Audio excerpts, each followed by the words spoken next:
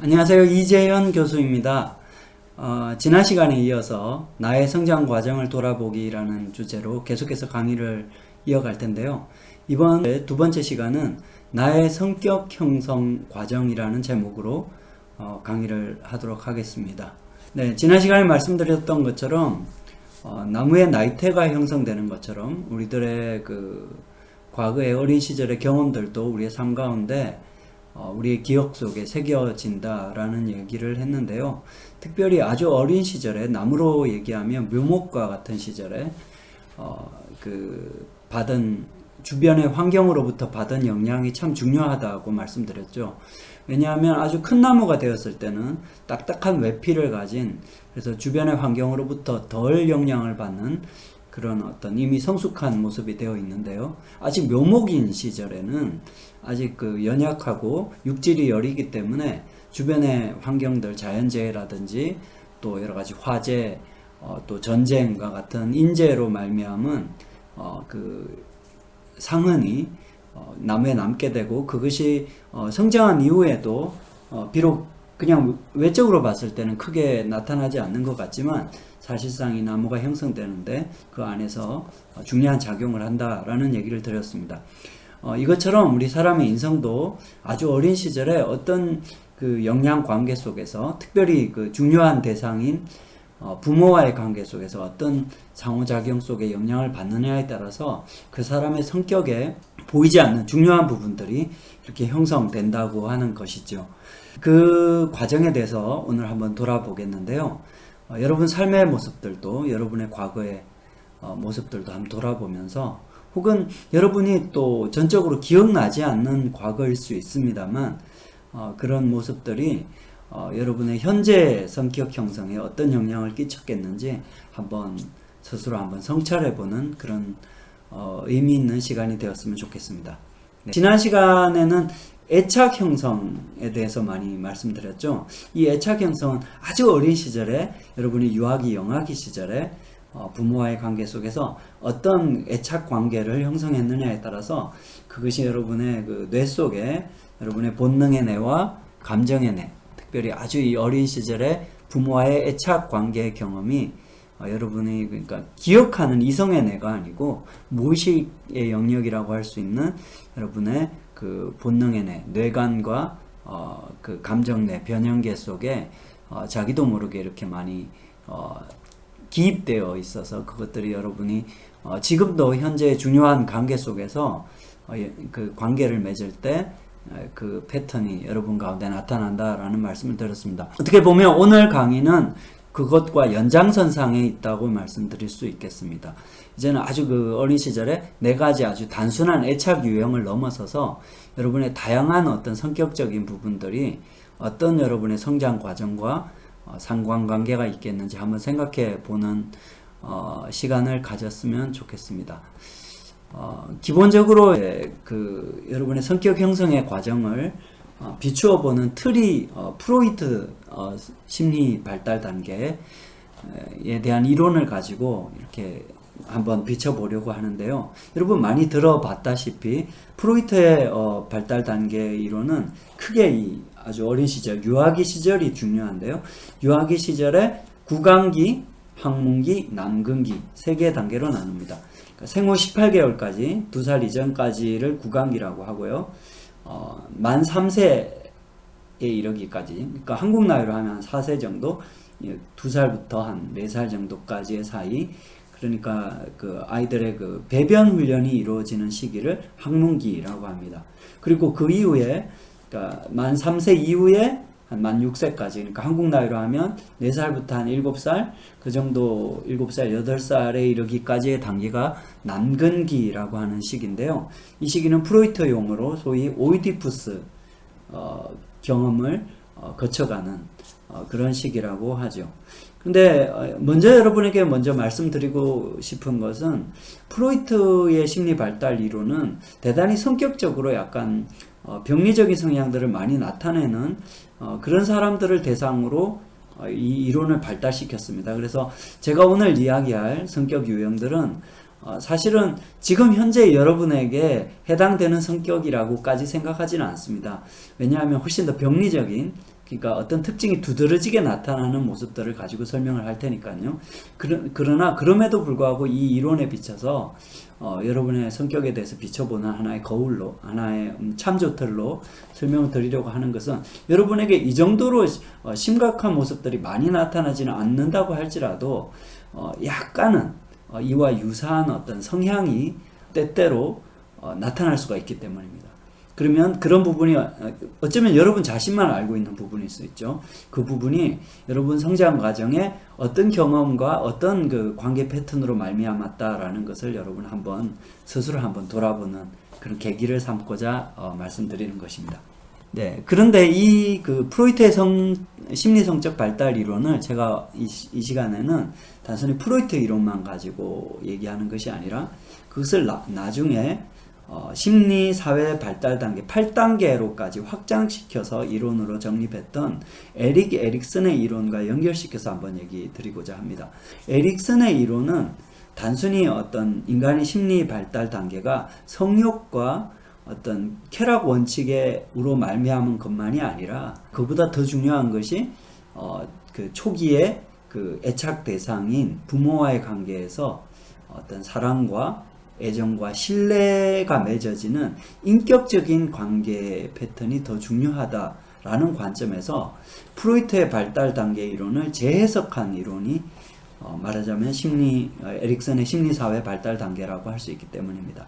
그래서 큰 틀로 구강기, 학문기, 남근기의 발달 단계, 그러니까 유아기의 한 7살까지의 발달 단계의 특성들을 얘기를 드리겠습니다만, 저는 오히려 에릭슨의 관점에서, 그것을 재해석한 관점에서 여러분에게 말씀드리려고 합니다. 자, 그래서 첫 번째 단계부터 한번 이렇게 진행해 보겠습니다.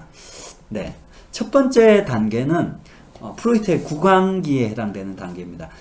태어나서부터 그 생후 1년, 2년까지의 이제 단계라고 할 수 있는데요. 여러분 생각해 보시면 이때는 아주 무력한 존재입니다. 갓 태어나서 부모가 돌보지 않으면 그냥 죽을 수밖에 없을 정도로 그렇게 연약한 존재들이죠.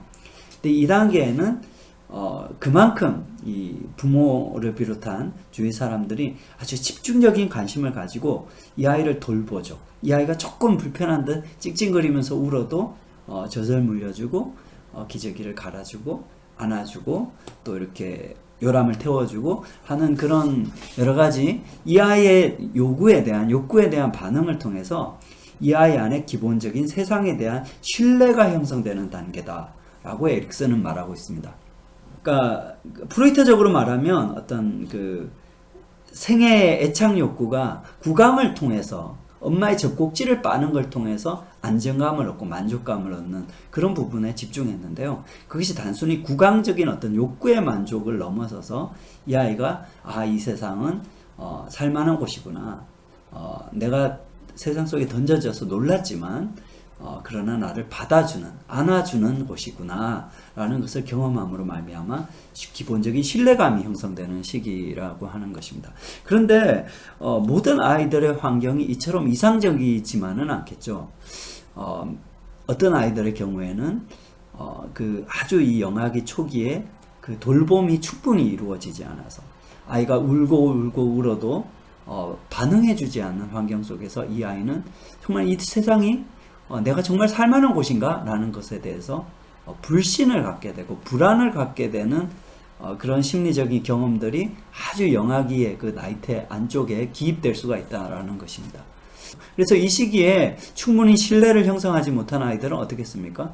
세상에 대해서 불신을 형성하게 되고 나중에 성장한 이후에도 뭔가 친구 관계 속에서 또 취업 준비하는 과정 속에서 세상이 자기를 받아주지 않고 관심을 가져주지 않는다라고 생각했을 때 불신감과 불안감을 더 강하게 경험하는 사람 성격으로 형성될 수가 있다라는 것입니다.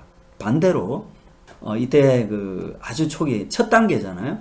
이때 그 충분한 주변 사람들의 관심과 돌봄으로 말미암아 이 아이가 세상에 대한 신뢰, 또 더 나아가서 세상 속에 살아가는 자기 자신에 대한 신뢰감이 기본적인 신뢰감이 충분히 형성된 아이들은 세상에 대해서 간혹 좌절이 오더라도 희망할 수 있는 힘을 가진 아이로 자라게 된다는 것입니다. 이런 아이들이 이제 나중에 자라게 되면 간혹 좌절이 와도 대학 시험에 떨어진다든지 혹은 되게 좋아하던 여자친구로부터 거절을 당한다든지 하더라도 그것 때문에 완전히 좌절하고 자살 충동을 느끼고 이렇게 되지 않고 그래도 어떻게 잘 되겠지, 뭐 또 새로운 사람이 나타나겠지 하는 그런 어떤 긍정적인 삶에 대한 자세를 갖게 되는데, 그 힘의 근원이 말하자면 이제 나무로 얘기하면 그 뿌리의 그 심지가 아주 이 어린 시절의 경험과 연관이 되어 있다라는 것입니다.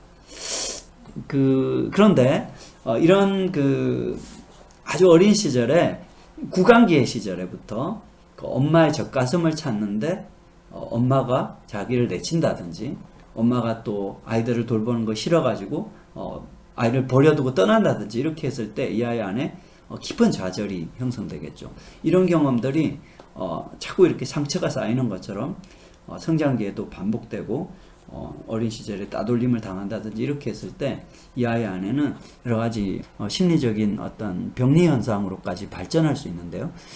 그 근본 속에는 어떤 버려짐에 대한 중요 대상으로부터 자기가 돌봄받지 못하는 것에 대한 불안이 있다라고 할 수 있습니다. 이런 친구들이 그 불안 때문에 어떤 친구 관계에서 누군가가 자기에게 친절을 베푼다든지 이렇게 했을 때 거기에 대해서 막 매달리고 또 집착하는 그런 형태의 아이들이 된다라고 할 수 있습니다. 여러분, 지난 시간에 했던 그 집착 유형이 생각나시죠? 바로 어떻게 보면 좀 다른 이론이지만 다른 관점에서 같은 어떤 성격 유형을 이야기하는 거라고 할 수 있습니다. 이런 유형을 의존형의 성격이다, 의존성의 성격이다 라고 말합니다. 반대로 지난 시간에 애착 이론 할 때도 오히려 중요한 대상, 부모로부터 많은 관심과 돌봄을 충분히 받지 못했기 때문에 거기에 대한 기대를 내려놓고 그냥 혼자 노는 것에 익숙해진 아이들, 이런 아이들을 회피형 유형이라고 말씀드렸잖아요. 그것에 상응하는 성격 유형이 고립형의 성격입니다. 주로 고립적인 성격들. 이게 남녀의 어떤 성적인 정형화되는 것은 옳지 않지만 많은 경우에 남자아이들이 이런 성향들을 많이 보일 때가 있습니다. 이런 아이들이 보면 이제 혼자 놀죠. 주로 뭘 하겠습니까? 스마트폰을 본다든지 게임에 빠진다든지 하는 방식으로 자기를 고립시키는 모습들을 이 성격이 어디에 유래하느냐라고 심리학자들에 의하면 아주 구강기부터 충분한 관심과 돌봄, 그 아이의 어떤 감정이나 관심에 대한 어떤 공감과 반응들을 충분히 얻지 못했을 때 그렇게 된다라는 것이죠. 또 다시 말하면 성장한 이후에도 그것이 이제 회복되고 치유될 만큼 그것을 만회할 만큼의 어떤 그런 주변 관계 속에서의 좋은 공감적인 관계, 관심이 기울여지는 그런 관계들을 충분히 경험하지 못했기 때문에 그렇다라고 할 수 있습니다. 자, 또 한 가지 구강기 성격과 연관시켜서 여러분에게 말씀드릴 수 있는 것은 이 구강기 성격과 여러 가지 중독적인 성향의 관계성에 대해서입니다. 이 구강기에 이 손가락을 빠는 아이 같은 경우에 프로이트가 이 아이를 봤을 때는 뭐죠?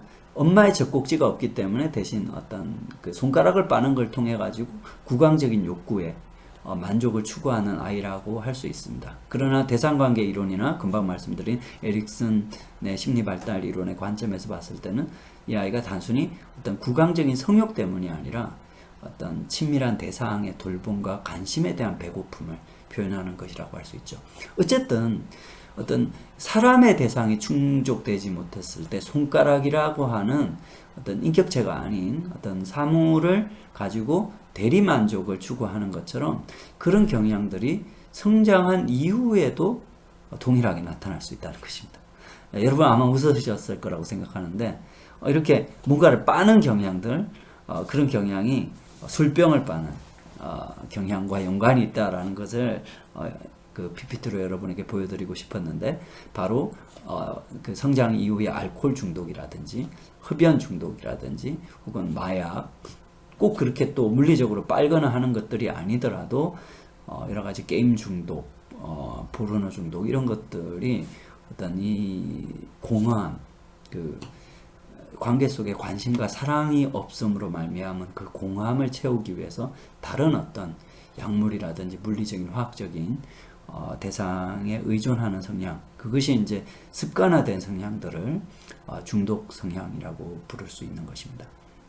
그러면 그것이 어떻게 치유될 수 있는가, 변화될 수 있는가 라고 여러분이 물으신다면, 지난 시간에도 말씀드렸던 것처럼 어린 시절의 경험은 현재의 경험으로 치유될 수 있다 라는 것이죠. 다시 말해서 내 안에 기입되어 있는 불신과 불안의 마음들은 현재의 충분한 신뢰관계와 또 그 신뢰를 통한 인간에 대한 신뢰와 소망의 관계를 경험함으로 말미암아 치유될 수 있다라는 것이죠. 우리 안에도 불안함이 있습니다. 특별히 오늘날과 같이 미래와 현실이 불확실한 그런 세상 속에서 우리는 휘청거리는 것처럼 세상 속에 불안하게 걸어가죠. 마치 여러분이 등산을 할 때 안정적이지 않는 바위를 밟고 등산을 올라가는 것처럼, 그처럼 현실에서 여러분들이 심리적으로 불안과 휘청거림을 경험할 수가 있습니다. 그때 든든하게 나의 손을 붙잡아주는 어떤 존재들, 공동체의 경험들, 더 나아가서 하나님의 경험이 있을 때 여러분의 그런 내면은 치유되어 가고 재구성되어 갈 수 있다라고 여러분에게 말씀드리고 싶습니다. 네, 그 다음에 두 번째 단계가 바로 학문기 단계입니다. 생후 18개월 이후부터 만 3세 이전까지의 그 어린아이들이 배변 훈련을 익혀가는 시기가 바로 학문기인데요. 프로이트 관점에서 봤을 때는 배설의 욕구, 그것도 일종의 학문 성욕이라고 불렀죠.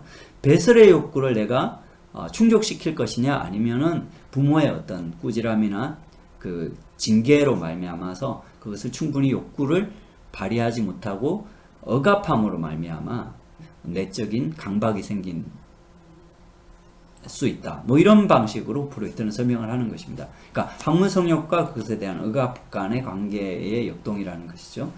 그러나 대상관계 이론이라든지 에릭슨의 심리 발달 이론에서는 이것을 아까 말씀드린 대로 관계적인 차원에서, 중요 대상과의 관계적인 차원에서 재해석하고 있는데요.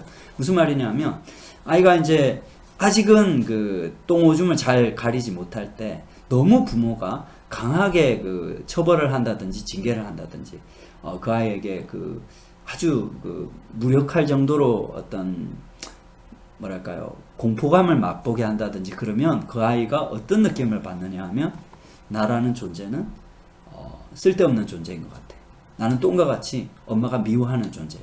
내가 싼 오줌과 똥이나 오줌처럼 엄마 아빠 보기에 수치스러운 존재야. 나는 없어져야 될 존재야. 라는 그 같은 느낌을 받는다는 거죠. 그것이 안에 기입되어 있을 때 우리 안에 가장 원초적인 뿌리 깊은 나의 존재에 대한 수치심, 나의 가능성이나 내가 할 수 있는 것에 대한 의심을 갖게 되는 원인이 된다라는 것입니다. 반대로 아직은 서툴지만 아이가 처음으로 이렇게 그 변기에다가 그 변을 두고 엄마 나 똥 넣었어 이렇게 얘기할 때, 아이고 우리 딸이 이렇게 예쁘게 똥을 넣었어요, 아이 잘했어요, 이렇게 많은 격려를 받고 또 좀 못하더라도 다음번엔 이렇게 하자, 이렇게 그 많은 위로와 격려들을 경험한 아이라면 어떻겠습니까, 여러분? 좀 더 자기 존재에 대해서 자신감을 가지고 확신을 가진 그런 아이가 되겠죠. 그런 아이가 예를 들어서 학교에 갔을 때, 어린이집에 갔을 때 선생님에게 우리 은희 한번 얘기해 보세요, 얘기해 볼 사람 하면 저요 하고 이렇게 손을 드는 아이가 된다는 것입니다. 왜냐하면 자기 존재에 대해서 믿음이 있으니까, 그 확신이 있으니까. 아까 말씀드린 1단계에서 말씀드린 신뢰와 연결되죠. 그러니까 1단계 기초가 잘 놓여져 있는 아이가 이 2단계에서 좀 더 성공적인 자율성을 얻게 되겠죠. 그러니까 내가 해볼게요 라고 말하는 자율성이 형성된다는 것입니다. 다시 말해서 다른 말로 하면 뭐죠? 내가 스스로가 뭔가를 이루어 가겠다는 의지, 할 수 있다는 의지가 형성된다라는 것입니다. 다시 말씀드리지만, 그러나 이것이 이제 많은 좌절을 경험하고 이 성장 과정에서 잘 격려받지 못했을 때는 그것으로 말미암아 상처가 그 마음 가운데 기입되게 되는데, 그것들이 자꾸 반복되어서 성장 과정에서도 여러 가지 내가 할 수 있다는 것에 대한 좌절감들, 나는 역시 못난 존재야, 나라는 존재는 수치스러운 존재야, 내가 과연 세상 속에, 이렇게 힘든 세상 속에 나같이 능력 없는 존재가, 할 수 없는 존재가 잘 살아갈 수 있을까? 라는 의심을 품게 되면서 점점 더 이것이 안으로 움츠러 들어가는 가면서 되게 병약한, 심리적으로 병약한 사람들이 될 수 있는데, 그 첫 번째 유형이 뭐냐 하면 바로 우울감입니다. 오늘날 한국 사회 우울증들이 참 많죠. 그건 뭐냐 하면 이 불확실한 사회, 그러니까 내일을 알 수 없는, 미래를 알 수 없는 그런 현실 속에서 사람들이 자기 안에 자기 자신에 대한 확신과 어떤 자율적인 의지가 발달되어 있지 않은 사람들은 자칫 그것들이 이런 현실 속에서의 좌절감이 자책과 자기 존재에 대한 어떤 우울감으로 발전할 수 있기 때문에 그렇습니다.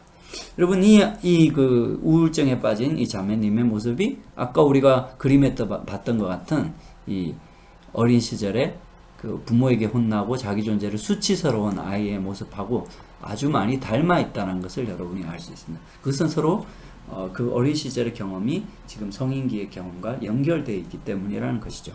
한편 좀 되게 다른 듯하지만 사실은 이와 연결되어 있는 성격이 강박적인 성격입니다.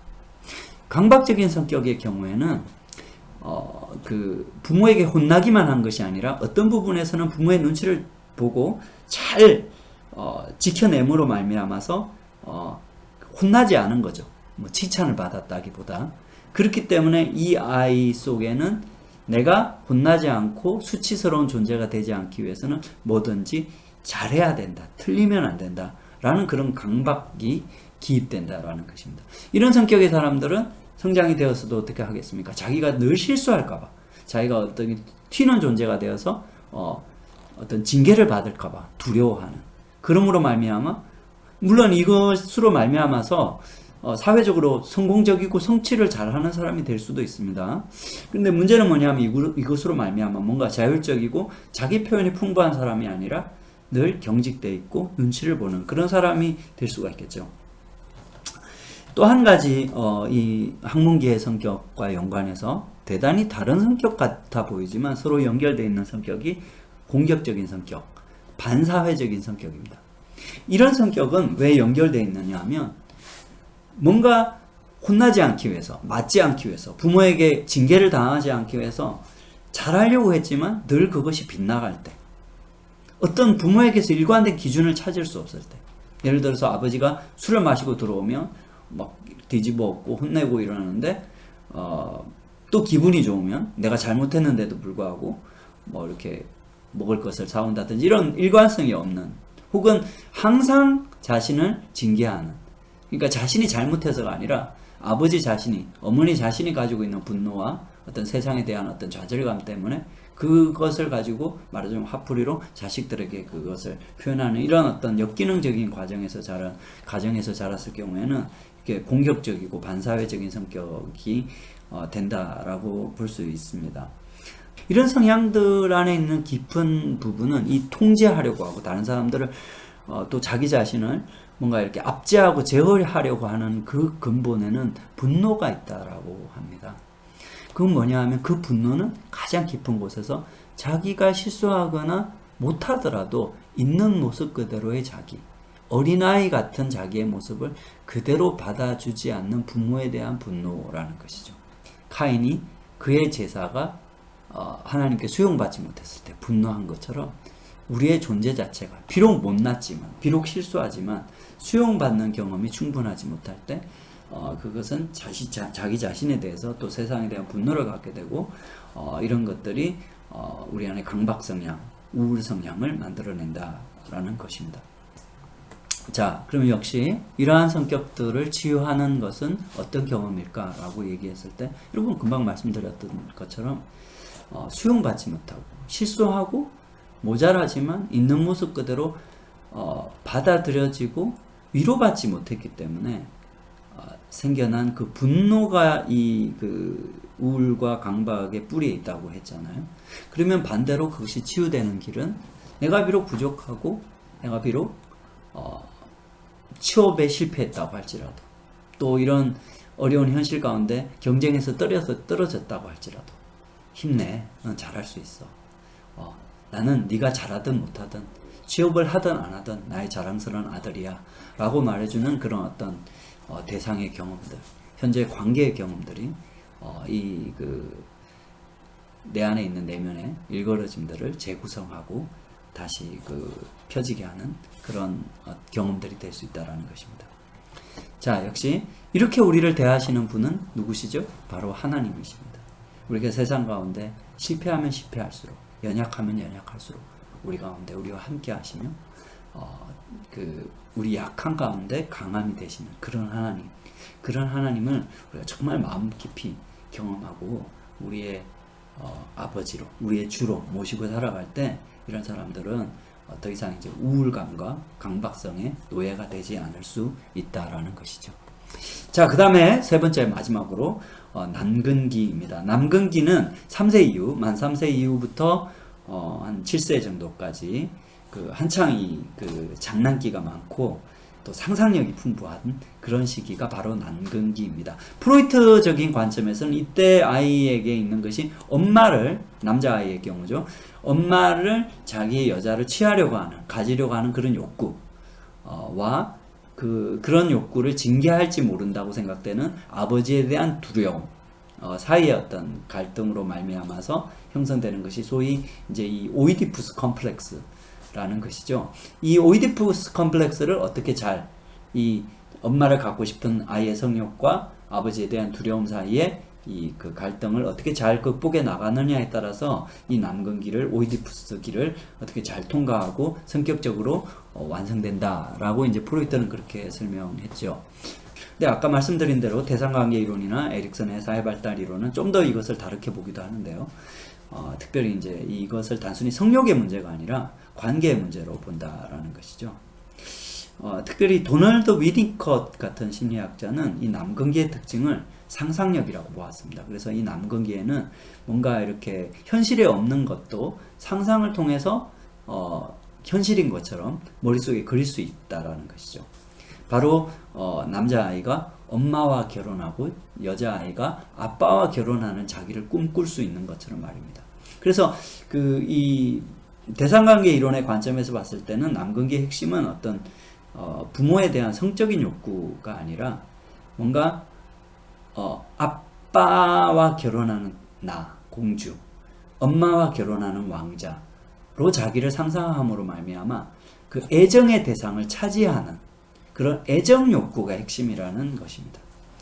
근데 그것이 이제 그 상상력과 연결되어 있기 때문에 이 아이들은 뭔가 이렇게 단순히 그 엄마와의 관계, 아빠와의 관계에서뿐만 아니라 세상 속에서도 자기가 엄청난 존재가 될 수 있을 것 같은 뭔가 하늘을 날 수 있을 것 같은 그런 어떤 상상들을 하면서 그것을 한번 시도해보는, 침대에서 뛰어내린다든지 자전거를 타고 달려본다든지 이런 어떤 주도적인 행동들, 적극적인 행동들을 띠게 된다라는 것을 에릭슨은 강조했습니다. 그런데 이러한 어떤 아이의 창의성, 주도성, 모험성 같은 것이 격려되지 못하고 또 징계받고 이렇게 했을 때는 이 아이 가운데 제의식 혹은 두려움이 많이 형성된다라는 것이죠. 위축되는 것이죠. 쉽게 말씀드려서 많이 위축된 아이가 되고 뭔가 이렇게 창의적으로 자기의 목적을 가지고 살아가지 못하는 아이가 된다라는 것입니다. 반대로 이런 주도성이 많이 격려받고 이런 자발성에 대해서 이 아이의 상상력에 대해서 어떤 꾸지람을 하거나 그건 말도 안 돼 라고 자제시키는 것이 아니라 그런 생각도 했어요 라고 이렇게 많이 격려받는 모습이 될 때 이 아이가 자라나서도 저는 과학자가 돼 볼 거예요, 저는 우주를 날아가는 비행사가 될 거예요 라고 그들이 가진 그 상상력을 현실에 맞춰가면서 어떤 삶의 목적과 지향성을 가진 아이로 성장한다라는 것이 이제 심리학의 이론입니다.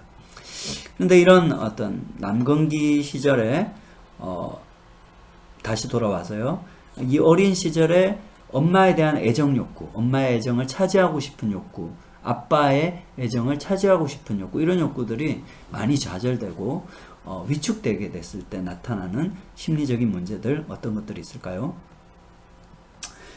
첫 번째로 대리 남편 아내가 되는 것 같은 모습들이 이때부터 이미 나타날 수가 있습니다.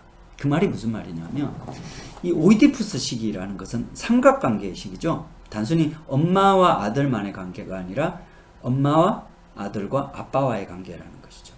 그런데 예를 들어서 이 가정이 역기능적인 구조를 가지고 있어서 엄마와 아빠 사이가 너무 갈등이 많아요. 그래서 엄마가 아빠에게서 충족받을 수 있는 어떤 그 애정 욕구가 엄마에게서 충족되지 않을 때 엄마는 아들에게서 말하자면 무의식적으로 남편으로부터 받는 사랑을 요구할 수 있게 되는 것이죠.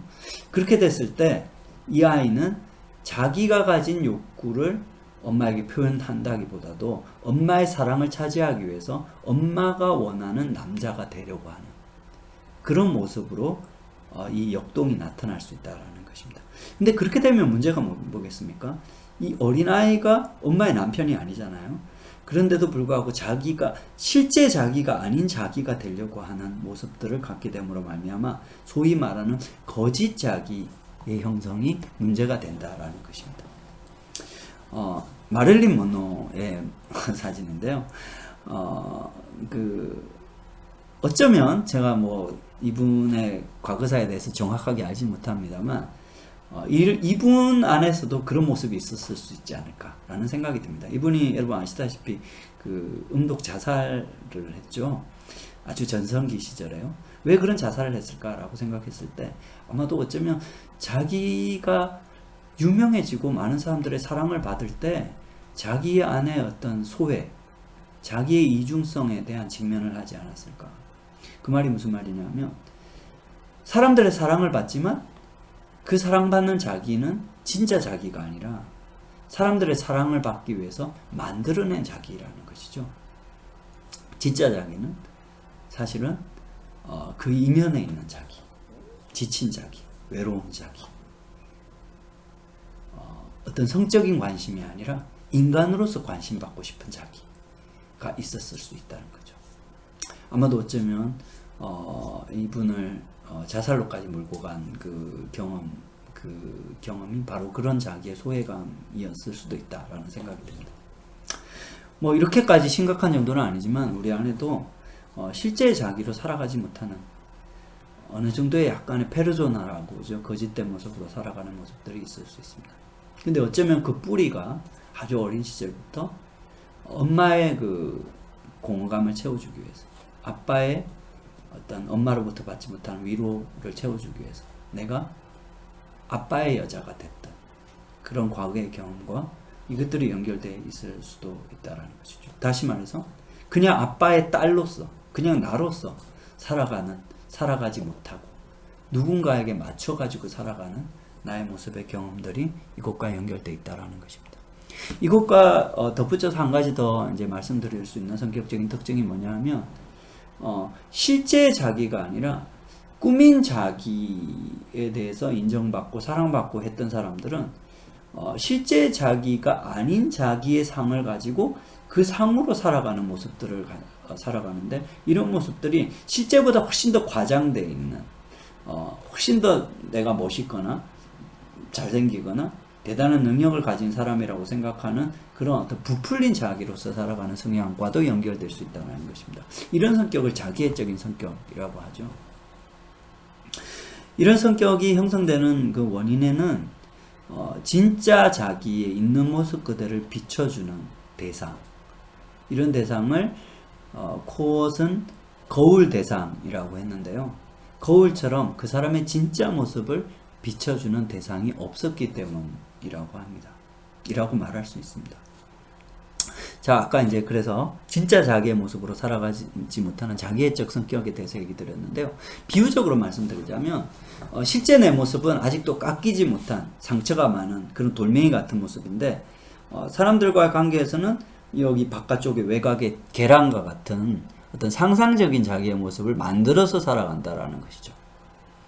그러니까 예를 들어서 실제로는 되게 자신감이 없고 열등감도 많고 상처도 많은데 SNS에 보여주는 자기, 또 교회 가서 보여주는 자기는 대단히 신앙적이고 모범적인 모습이라든지, 혹은 SNS에 보여주는 모습은 대단히 행복하고 즐겁게 사는 모습이라든지, 이런 것들을 이렇게 사람들에게 보여주기 위한 자기로서 살아가는 모습들이 있을 수 있습니다. 근데 사실은 이렇게 했을 경우에 이게 문제죠. 왜냐하면 사람이라는 건 이 울퉁불퉁한 모습들을 다 가지고 있잖아요. 근데 그런 모습들이 관계 속에서 부딪히고 하면서 스스로 힘들기도 하고, 또 다른 사람에게 본의 아니게 상처를 주기도 하면서, 이렇게 서로 마모되어서 이렇게 둥근 돌처럼 원만해져 가는 그 과정을 겪어야지 이것이 이제 성격의 발달이라고 하는 것입니다.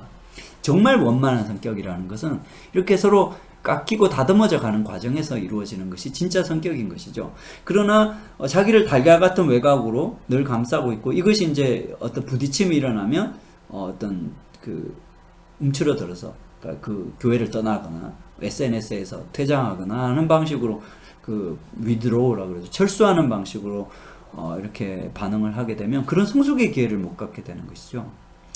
근데 오늘날 사실은 여러분의 세대들, 20대, 30대 세대들이 자칫 이런 성향을 가지게 되기에 대단히 취약한 세대라고 할 수 있습니다. 왜냐하면 그것은 여러분의 단순히 원가정의 경험들 때문만이 아니라 한국 사회의 특성들 때문에 그렇다는 것이죠. 첫 번째로 여러분 20대, 30대 세대들 같은 경우에는 90년대 후반 이후 출생한 세대, 그러니까 한국의 그 출생률이 가임 여성 1명당 1명 이하로 떨어지기 시작하던 시기에 태어나신 분들이라는 것이죠. 그 얘기는 무슨 뜻이냐 하면, 여러분의 형제 자매가 별로 없는, 하나 있거나 없는 정도가 평균적인 그런 가정에서 자라나게 되면 어려움이 뭐겠습니까? 아까 말씀드린 대로 진짜 내가 누구인지를 비춰주는 거울 대상이 없다라는 것이 문제입니다. 혹은 함께 부딪히면서 마모되면서 이렇게 원만하게 성숙해가는 그런 상대방이, 다른 짱돌이 없다라는 것이죠. 뿐만 아니라 통계적으로 보면, 우리 특별히 IMF 시기라고 하는 98년 이후에 2000년대 초반에 한국 사회는 엄청난 그 자살률도 그렇긴 합니다만 이혼율 증가가 있었습니다. 그것은 무엇을 시사하는가 하면, 그 프로이트가 말하는 여러분의 그 성장기에, 특별히 유아기에 그 여러분의 가정이 불안했을 가능성이 많다라는 것이죠. 사실은 뭐 여러분 세대뿐만 아니라 저희 세대같이 더 기성세대 같은 경우에도 그런 경험들이 많았습니다. 그렇긴 합니다만 뭐 어느 세대나 있는 것이긴 합니다만, 특별히 이제 가족들이 많지 않은 형제자매들이 대리 엄마, 대리 오빠 아빠 역할을 해줄 형이나 언니나 누나들이 없는 상황에서 이런 어떤 가정적인 두려움들은 대단히 자녀들에게 어떤 상처적인 경험이 됐을 가능성이 있다라는 것이 문제입니다. 그래서 이렇게 성장하다 보니까 혼자 노는, 혹은 부딪히는 것을 두려워해서 관계를 회피하는 그런 성향들의 성격, 그리고 자기 자신에 대해서 현실적이라기보다는 대단히 상상적이고 비현실적인 자기상을 가지고 있는 그런 경우들이 많아질 수 있다라는 것입니다. 자, 그래서 그렇게 이제 자란 자녀들이 심리적으로 사실 많이 외롭고요. 그렇지만 또 한편 관계 속에서 그 가장 중요한 관계가 바로 부모와의 관계였는데, 이제 맞벌이를 하는 엄마가, 혹은 아빠와 이혼하고 혼자 사는 엄마가 직장에 나갔다 돌아오면 이제 그 무관심했던 것을 만회하기 위해서라도 막 엄청난 과도한 간섭을 하거나, 또 하나밖에 없는 자녀다 보니까 여러 가지 이제 간섭을 하게 되죠. 그러다 보니까 그것이 반가운 엄마가, 외로움 속에서 기다리던 엄마가 돌아왔는데도 불구하고 엄청난 스트레스로 작용하는 그런 이중의 어려움들이 있을 수 있습니다. 사실은 이중이 아니고 삼중의 어려움인데요. 왜냐하면 그 외로운, 혼자 돈도 벌고 자녀도 키우는 그 엄마에게 아빠 역할을 하는, 또 엄마의 엄마 역할을 하는 그런 성인 아이 역할을 하면서 자란 자녀들의 경우도 많이 있을 수 있습니다. 바로 이와 같은 어떤 경험들이 이렇게 쌓이다 보면 결국에는 원만하게 어린아이로서 또 이제 초등학생으로서 이렇게 자기 나이에 맞는 성장 과정을 거치지 못하고 현실의 자기와 다른 모습으로 살아가다 보니까 여러 가지 성격적으로 아까 말씀드린 것 같은 자기애적인 성향 또 연극적인 성향들 이런 성향들을 가진 사람들로 자라갈 수 있다라는 것입니다. 거듭 말씀드리지만 이런 이야기들이 여러분에게 막 엄청나게 100% 적용되는 이야기라고 생각하지는 않습니다. 90% 80%의 여러분의 모습들은 대단히 건강하고 원만한 모습들이겠죠. 특별히 신학교에까지 와서 이렇게 하나님과의 관계에서 또 사람과의 관계에서 훌륭한 모습으로 성장하신 여러분의 경우에는 그러실 거라고 생각합니다. 그러나 그럼에도 불구하고 우리 안에 다른 사람들이 잘 보지 못하는 5%, 10%, 15%에 해당되는 부분들 속에 금방 말씀드린 것 같은 여러 가지 성격적인 연약함들이 아직도 우리 안에 생채기 난 그 나이테와 같이 남아있을 수 있습니다. 첫 번째 구강기 단계에서 말씀드린 것이 뭐냐 하면 여러 가지 의존성 또 자기를 고립시키는 성향들 또 사람을 대단히 찾는 집착적이지만 또 사람을 불신하는 양면적인 성향들 말씀드렸습니다. 그리고 두 번째 학문기 시절부터 형성될 수 있는 성격적인 성향으로는 우울 성향들 자기를 못났다고 생각하고 자기를 싫어하고 자기를 징계하는 우울 성향 그리고 또 외적으로 자기를 엄청나게 통제하는 통제적인 강박 성향 그 다음에 이것도 저것도 안 되니까 막 흐트러지는 그런 성향들 폭력적인 성향들 공격적인 성향들 그 다음에 세 번째 이제 남근기 단계에서 말씀드린 거짓 자기의 모습들 또 자기애적인 모습들 그런 모습들이 우리 안에도 약간씩은 남아있을 수 있습니다. 그러면 이런 우리들이 어떻게 변화할 수 있을까요? 거듭 말씀드리지만 과거의 상처는 현재의 건강하고 온전한 사랑을 통해서 치유될 수 있다. 특별히 겉으로 보이는 내 모습이 아니라 그 속에 감춰진 진짜 나의 모습을 읽어주고 공감해주고 이해해주는 누군가를 통해서 나는 그 껍질을 벗고 새롭게 달걀의 껍질을 깨뜨리고 병아리가 자라가는 것처럼 나의 존재가 새롭게 성장해 나갈 수 있다라는 것입니다. 그래서 참 우리 심리학적 관점에서 공감과 이해가 너무너무 중요한데요. 이 점에서 한번 생각해 보게 되는 것이 요한복음 4장에 나오는 수가성 여인의 이야기입니다. 여러분 예수님께서 이 여인에게 오셔가지고 겉보기에는 이 여인의 어떤 문란한 어떤 남자 관계에 대해서 지적하신 것 같지만 사실은 예수님의 마음속으로 여인의 겉으로 포장한 이 여인의 모습이 아니라 그 속에 감춰진 외롭고 소외되고 아픈 그 여인의 마음을 공감해주고 이해해주고 바라봐줬던 예수님의 모습을 우리가 요한복음 4장에서 만날 수 있습니다. 이 여인을 공감하고 이해해 주셨던 그 예수님을 우리가 만날 수 있습니다. 여러분들도 이런 예수님을 만나는 것이 바로 치유의 첩경이라고 여러분에게 말씀드릴 수 있을 것 같습니다.